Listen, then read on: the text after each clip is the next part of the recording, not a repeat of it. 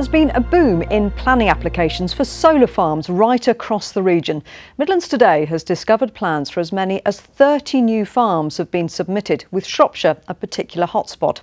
And if they all get the go-ahead, they would cover an area equivalent to 630 football pitches, generating power for just over 59,000 households. Well, our environment correspondent David Gregory Kumar joins us now from the Midlands' newest solar farm at Willesey near Evesham. David, is increasing demand for solar power good news for the region? Well, it's certainly offering more jobs in Oldbury in the Black Country, Mary, where we've met an entrepreneur who's setting up the Midlands' first solar panel factory, and he hopes it could become the biggest in the world.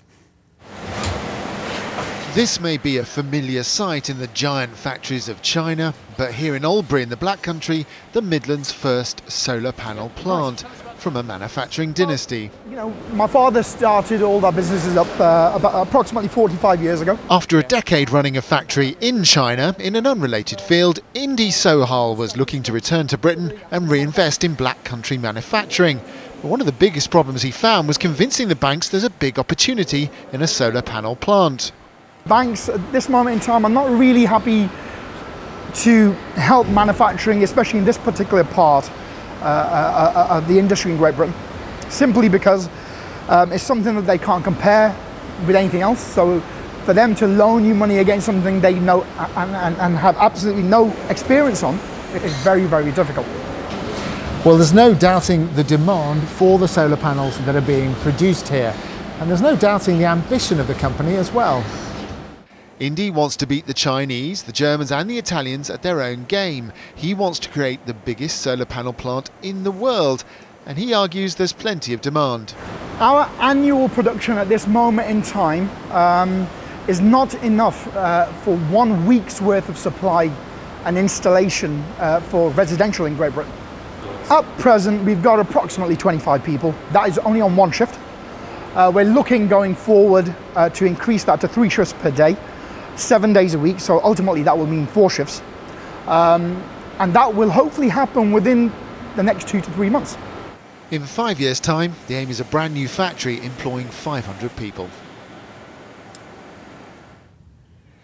And of course, those solar panels might end up on a solar farm like this one, supplying energy for over 1,000 households. But of course, solar farms do sometimes attract opposition in some local areas. For example, this is the campaign at Deppers Bridge near Southam in Warwickshire. Campaigners have stopped a local farm, although the company is appealing against that decision. And you've also been getting in touch with your views. Richard Camp from Telford emailed us to say he supports solar panels over wind turbines, but he says solar panels should not be used on farmland or any other open land. They prevent full agricultural use, reduce open land for leisure, and are restricted to wildlife. Well, let's talk to the man from the company that constructed this big new solar farm near Evesham, Toddington Harper. Todd, that's something people say a lot. Why build on agricultural land? Why not build on brownfield sites? I think it's important to focus the mind the fact that we have a really big challenge.